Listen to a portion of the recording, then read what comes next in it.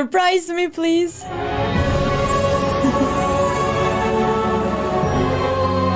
crap.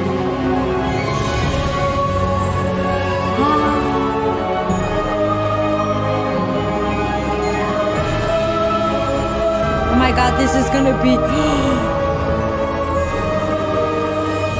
amazing.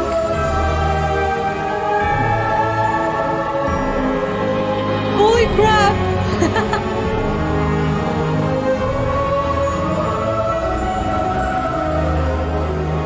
Oh my god.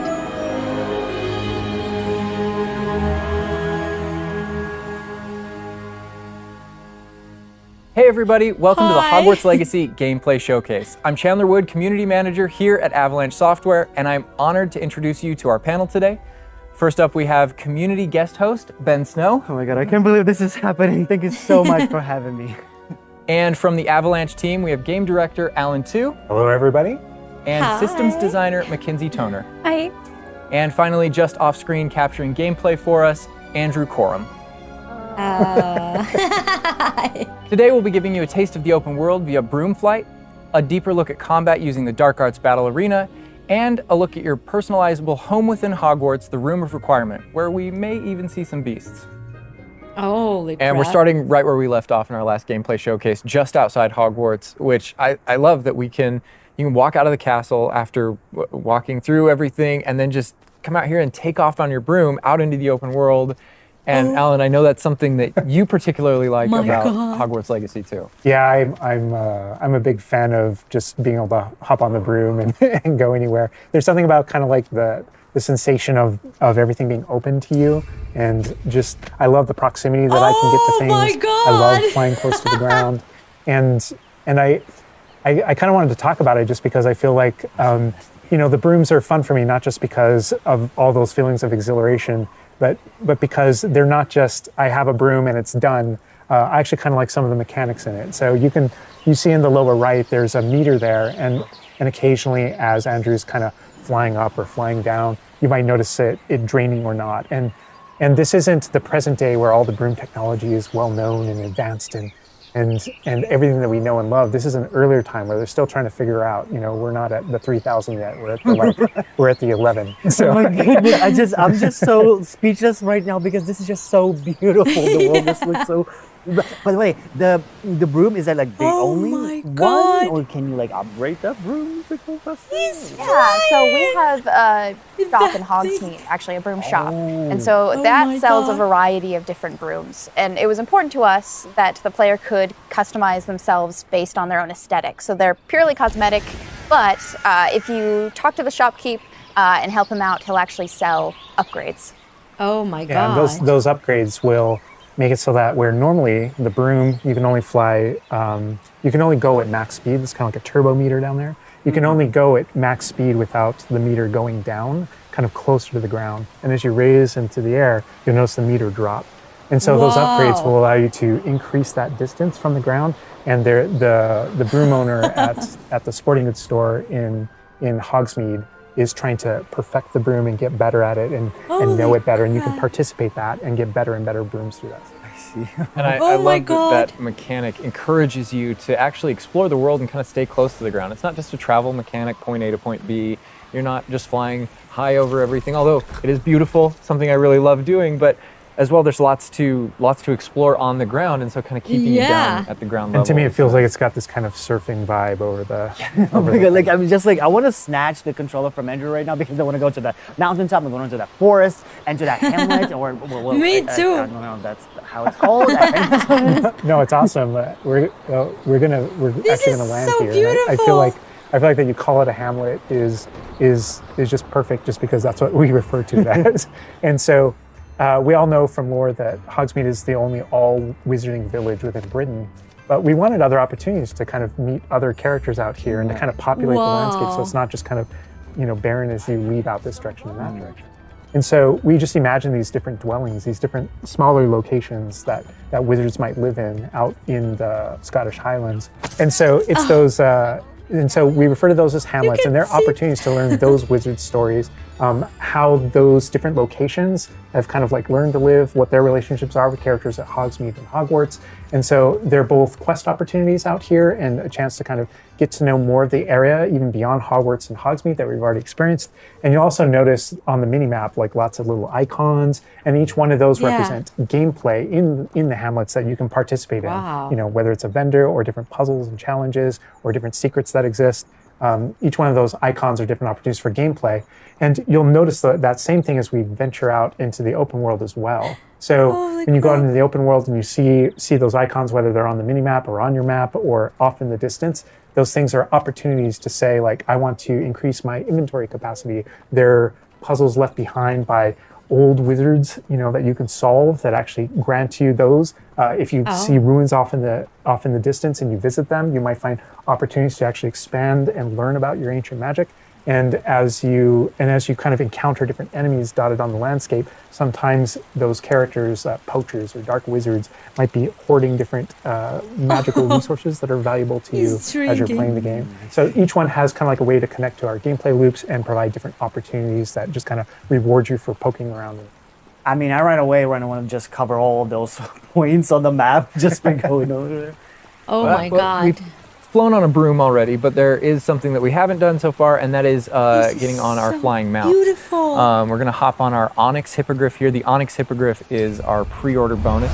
Oh my God, there he just like pops out of the back. Oh wait, you can use it as a horsey? I mean, a horse. A horse? Wow, Yeah, this is amazing. as a hippogriff, you can totally ride it like a ground mount, and you can lift off into the air. Wow. And we tried to make sure that each of those interactions, so the broom's really good at reaching that top speed, at kind of traveling the world as quickly as possible. But sometimes it's really nice to get on the hippogriff because of that ground speed or those transitions. And sometimes it just feels amazing just to be riding around on a hippogriff. Oh my God, just to watch this is amazing. It really is kind of like, I don't know, it's a great feeling being on it. And it's a great feeling managing those transitions, kind of going from run to fly and just being able to go wherever you want. And we tried to make sure that each one of these things that you can interact with have a unique identity and a reason for being.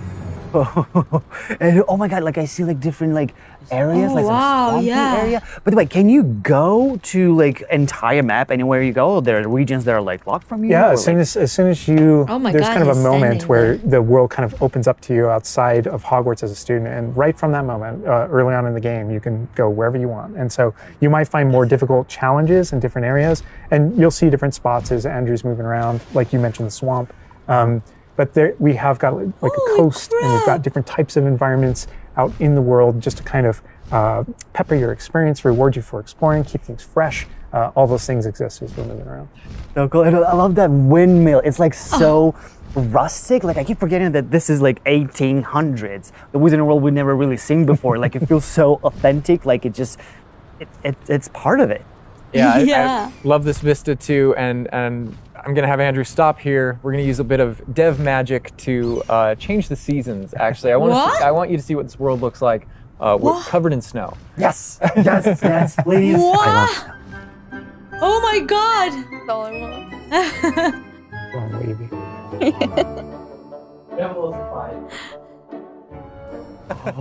Holy This crap. is so beautiful. Oh my goodness. This is so pretty. Like, it looks so realistic. Oh my God, it changes the landscape like completely. Oh my God, does it have like actual like gameplay impact? Like impact on the gameplay? Or does it like, it's just the weather of Scotland? Yeah, we really use it as a narrative marker through the game. So as you're progressing through your main storyline, it was important for us to kind of like have those moments that kind of felt like when you're reading the books or watching the movies where, you know, you'll see kind of like the title card winter and now the landscape has changed and you're really feeling that passage of time while you're a student, you know, going through your year at Hogwarts. And I think we wanted to duplicate that. And for me, it's really fun that it's not just on the outside, which I agree, I think it looks really beautiful. Holy but crap, within the that was school as awesome. well. So there are moments like when it reaches certain holidays or things like that, where Hogsmeade reacts to holidays and the school reacts to holidays, and you see the decorations around those environments change. Yeah. That really helped just kind of make me feel like I'm there. Right. Yeah. And it's not just you know, for the seasons, those kind of vibe things. like we have a day-night cycle, and that day-night cycle, even though similarly, like it's largely about vibe. When you go into I am so Hogsmeade in the shocked. evening, there's less characters there. Around the school, you'll notice it kind Oh of my dies God, down, I cannot quiets down. believe this is There's gonna just candlelight and students be in kind of our like as you're hands walking pretty through the halls. soon. But in that day-night cycle is where we've kind of placed a few items where, you know, whether or not you can collect them or whether or not you can interact with them that are a little bit restricted by the day-night cycle. And I love Andrew's flying up here, really high up on the hippogriff, and we're just looking at this view of Hogwarts in the distance. It's just absolutely beautiful. It's part of what I love most about flying around in this game, whether it's on a hippogriff or on the broom.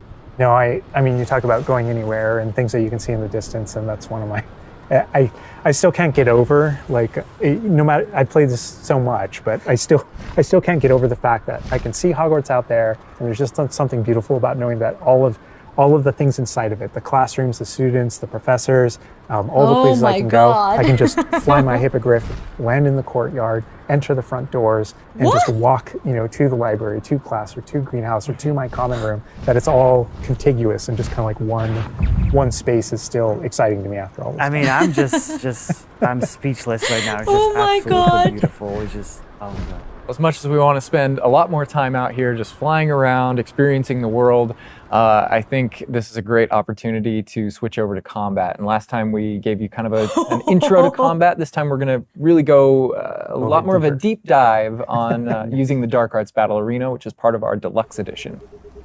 Yeah. All right, Andrew's got us in the Forbidden Forest, which is where the Dark Arts Battle Arena is, which is part of the Deluxe and Digital Deluxe Edition. I love the way that the Dark Arts Battle Arena is actually part of the world. It's integrated into the world, so your experience is more immersive than just choosing an option from the main menu of the game or something like that. Reason to go to the Forbidden Forest. Exactly. There are many reasons to go to the Forbidden Forest, but he's also wearing the Dark Arts cosmetic set, and here he's pulling out the Thestral, which is part of that Dark Arts pack from the Deluxe and Digital Deluxe Edition. So we're going full Dark Arts here.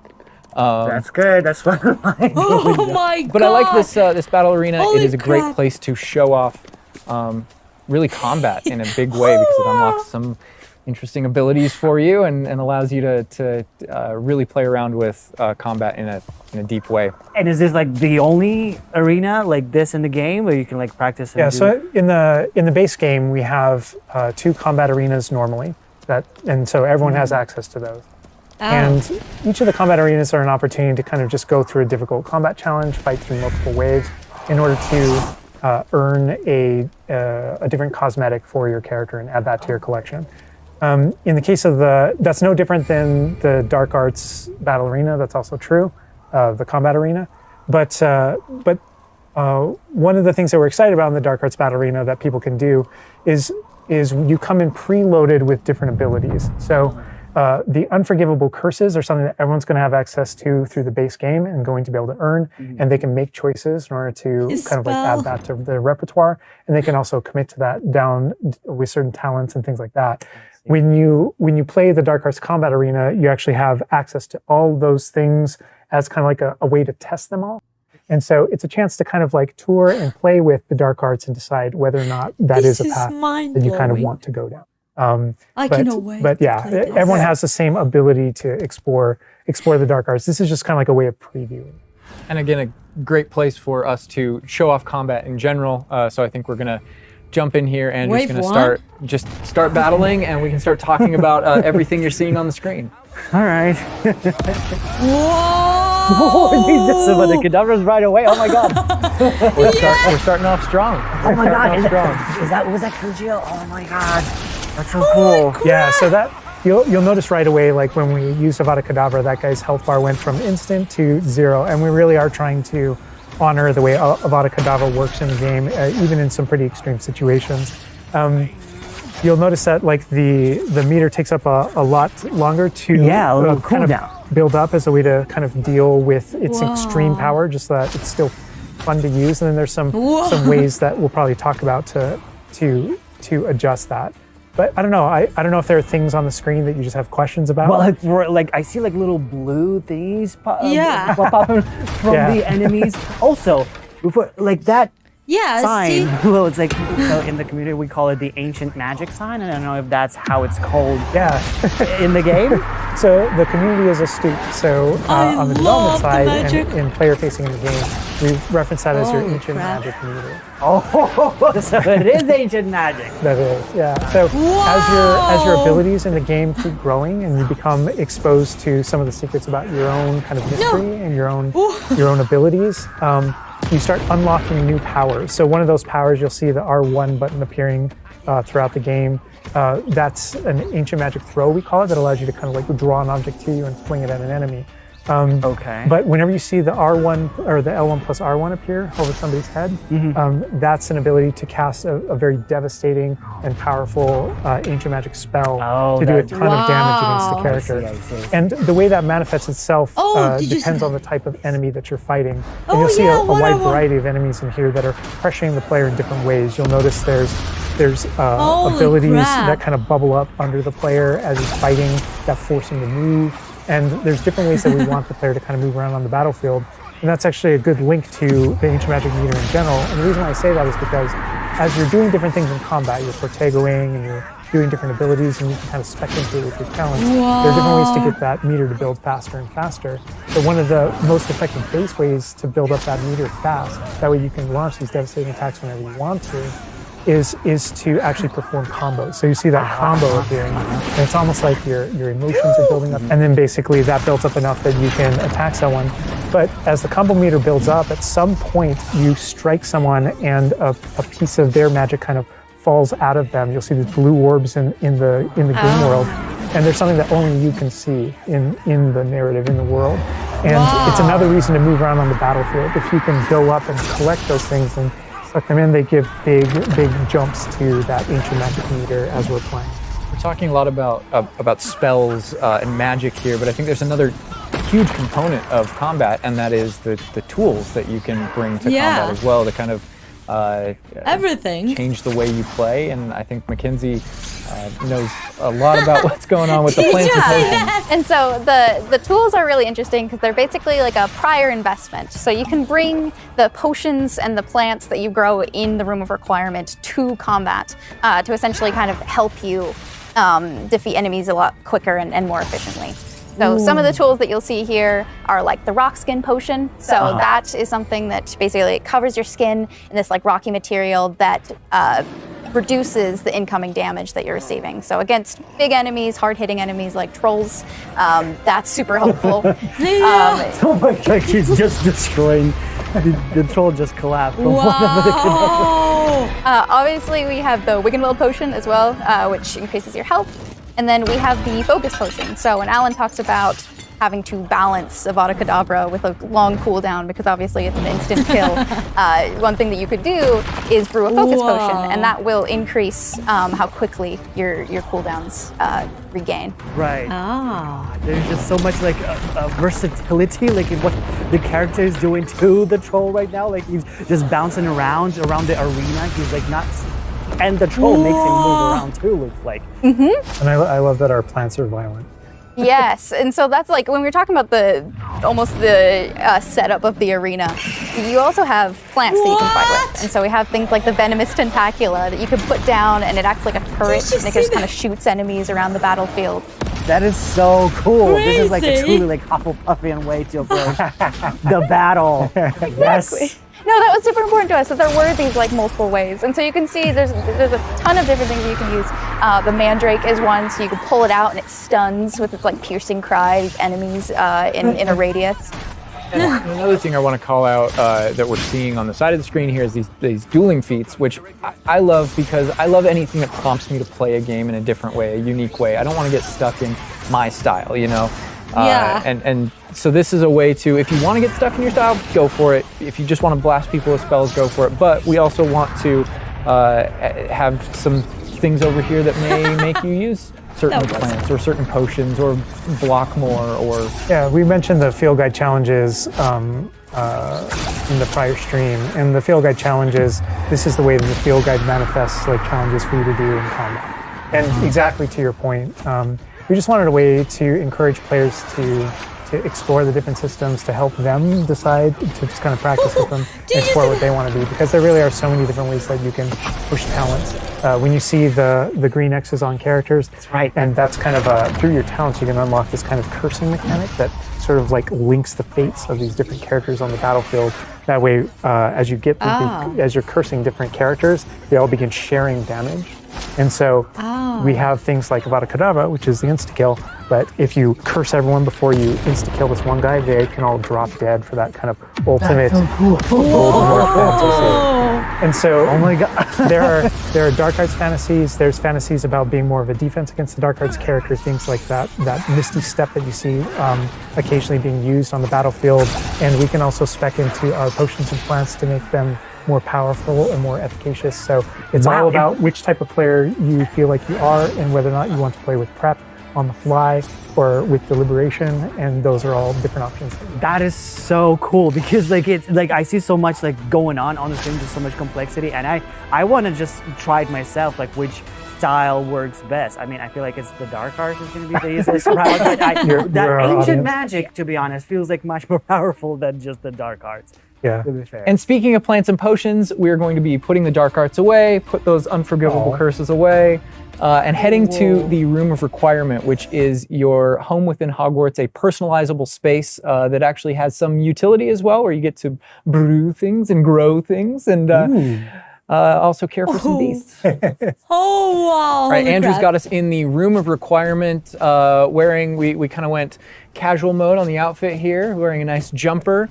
And I think that's a good jumping off point for the personalization of the space as well. Not just your character my and God. the visuals of your Look at character, that but thing. actually this space is a place that you can make your own. Yeah, it was super important to us I'm that this amazed. space really did feel like your reflection as a wizard. So you can change the architecture in here. What? Different themes throughout, starkly different themes, to really just hammer home that this is yours. You Oh can my god, what? This is beautiful. We never expected that to be. Oh my god. That's the thing, is not only can you change the architecture here, but you can actually conjure little objects into this space, as you can see. So there's like statues that you can do, kidding and me? ornaments and tables and rugs and just a bunch of little things that really flesh out the space and bring it to life. Oh my god, because like we had an idea that those places where you brew stuff, that's where you can change, No but you can do all of this. Where do you way. even get this stuff? Like there's a furniture store? Yeah, so we call them conjurations. And the conjuration recipes can be purchased at Tomes and Scrolls in Hogsmeade. But also as you engage in different types of gameplay throughout the world, you'll be rewarded with different objects. That's so cool. And you change color? You can change the color, you can change the size of it, and you can place it basically anywhere. Oh my god, it's so tiny. It's like for baby Niffler. And I love how the system too is designed. It's not mechanical; it's immersive, and so you get the magical effect of conjuring it in, and you're actually doing this in the world as your character. But the way you've blended like that gameplay with the Holy immersive crap. Don't tell me. Oh design of my god. personalizing this the is space. My god, like, and I love the animation, how it like appears, you know, like it's not just like there, it's like it almost like it apparates. It is really quite beautiful, and that was the thing, is we wanted that to Oh look my really nice, God. because the magic in the wizarding world is everywhere. It's physical, it's kinetic, and it's whimsical. And we really wanted to nail that whimsy in this space. Another thing that I wanted to discuss is that not only can you like conjure things and you can change their look, but you can do that with the utility objects as well. So you can see that we have planting pots and potion stations, and you can change the look of those as well. And these are the areas where, as we had mentioned previously, you'll be growing your plants, you'll be brewing your potions. Right. Holy crap. So while you're also doing these like kind of nurturing based activities, this is also the space where you would bring your gear to be identified, and gear to have like rates put on it, which I believe Alan can talk to. Oh. Yeah, we keep bringing up appearance and how it looks, and on a, like in the game you can look like anything you want to whenever you want to. But the player will be finding different types love of that. gear that we call When it changes like as that, you it progress through the game. disappears like that. And essentially, we just know that clothes and different items in the wizarding world can have different Wow. magical properties. And as you explore and as you adventure and as you defeat enemies, you're going to be finding different pieces of gear that have different abilities and that can help you in your journey and are a major part of you kind of growing as a wizard and advancing as a wizard. And so it's a huge list. and not all the time, whenever you get a new piece of gear, you don't necessarily know exactly what it does. And so there is a station inside of the room of requirement that you can conjure. It's one of the first things you conjure, called an identification station, where you can actually bring that gear that you're uncertain about and learn what its abilities are. Right, yeah, that's so cool. And then as the space advances even amazing. further, and the space will eventually grow its own rooms, and you're going to get new recipes, like Mackenzie's talking about, all these different things keep expanding. And as it expands, eventually you're going to earn what we see here, which is called a loom. And when you set up a loom, it's an ability to essentially customize exactly which magical properties are on your gear and take any piece of gear and adjust its properties and to tweak what it does. And I mentioned earlier that you can make anything look like anything. The collection of appearances, we call it, or cosmetics, we've been referring to it in this stream. Those types of things you can use, and you can apply a look to any other look. So if you get a piece of gear, you put it on, you look like that, but you can change it to look like whatever you want. Wow. That's so cool. And like you can just put some ability to the sweater, but then you can just swap that ability. Yep. Yeah. And appearances, you can edit whenever you want in the gear screen. The loom is specifically about applying traits And I love that thing. applying larger upgrades that just kind of grant you greater statistical advantage or give you really specific abilities that blend in nicely with where you're trying to go with your combat fantasy or talents and things like that. Interesting. I'm just seeing that they're just like pumpkin fur, mooncalf fur. Where does that come from? Yeah, and so you'll notice that the ingredients that are used to add traits and to upgrade your gear are based the around loom beasts. thing. So this is where we get into the beast care section, which is inside this vivario. Kind of bigger space on the I love inside. this sensation. Idea. And so you can see here we have a couple of beasts out. We have a graphorn and a mooncalf and a niffler and a neasel as well. So Oh my quite God. a variety. They are so Oh my God, beautiful. he's just like a big puppy. They're I so love their cute. cuddling. Oh my God, they're together. Oh, that's so cute. They're adorable. Can I And kiss so him? part of beast care is petting them as well, but feeding them too. And so once you do those things, that's when they feel safe enough that they'll give you their magical ingredients. So mooncalf fur, niffler fur, etc. That can then be used in your gear. That is like so like intuitive because like you know that makes sense because when you touch the animals you get some fur leftovers. That's so. Oh my God. Yeah, and we really want to hammer home the Wow. fact that this is like a home that you're making for them. So in the overland, you can find these beast dens and rescue these beasts. Part of doing so is brushing them and feeding them food as well, and to build that relationship with your beasts. In addition to my be able to God, care I for love beasts, you can this part. actually conjure things in this space as well. The house, the cottage. Yeah, right. Oh And my so God, we have look like a how lot of little cute it ornaments in this area, and a lot of them are purely cosmetic, but they look really cool. Again, it's the personalization of this space.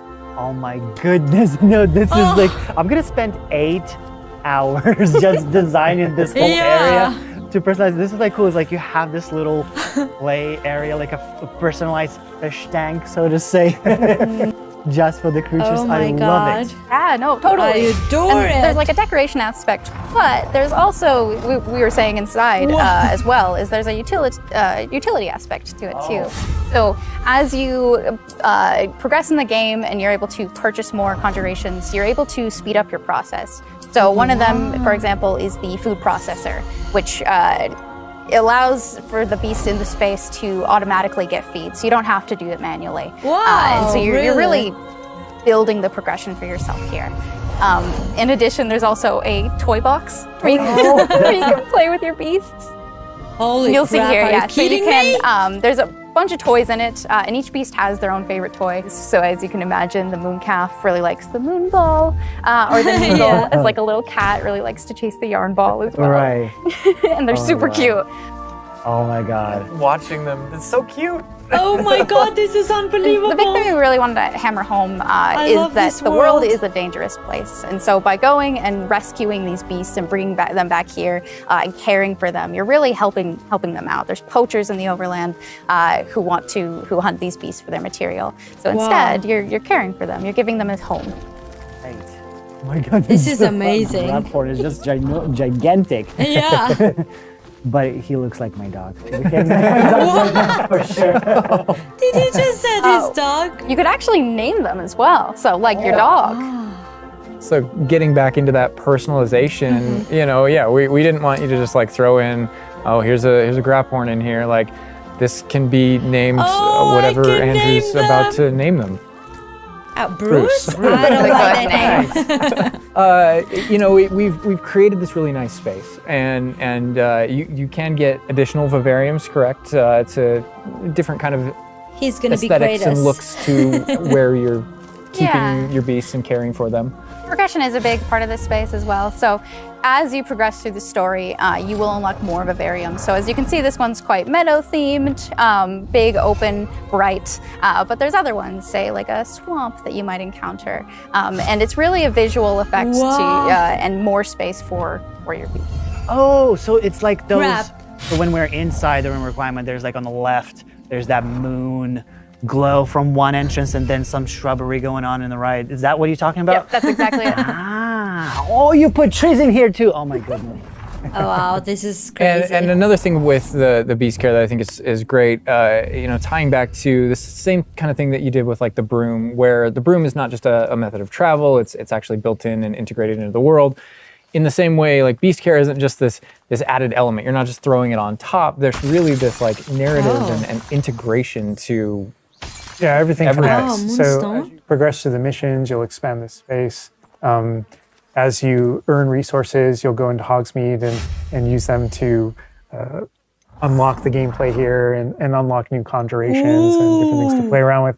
In the open world, it's in those different environments, like the different combat and conflicts and bandit camps and different things like that exist in the overland.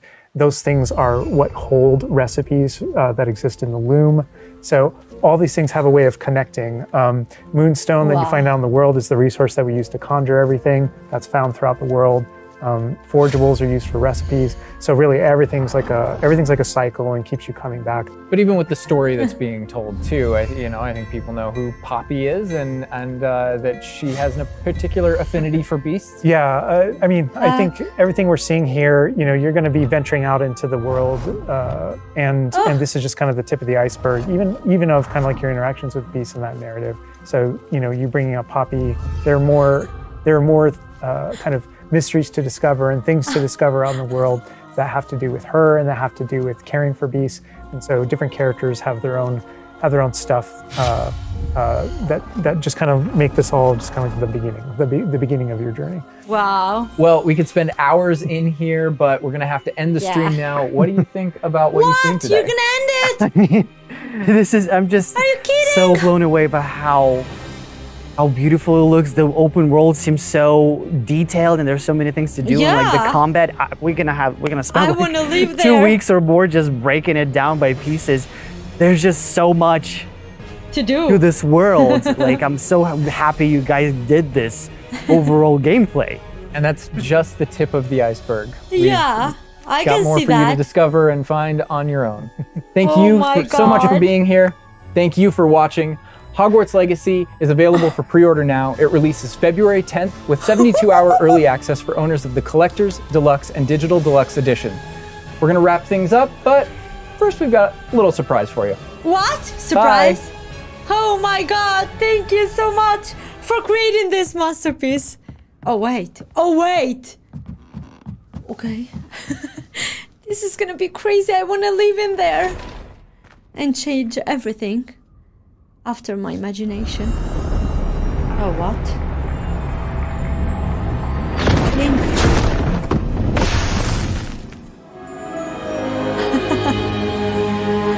Holy crap, this needs to be